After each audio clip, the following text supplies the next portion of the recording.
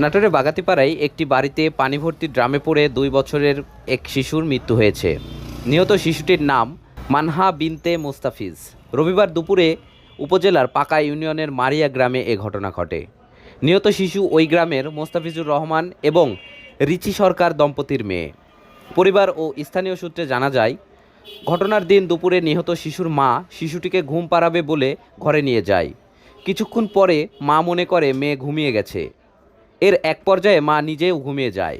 পরে শিশুটির মা ঘুম থেকে জেগে বিছানায় তাকে না দেখে অনেক খোঁজাখুঁজির পর বাথরুমে রাখা প্লাস্টিকের ড্রাম ভরা পানিতে উপুড় হয়ে পড়ে থাকা অবস্থায় তাকে দেখতে পায়।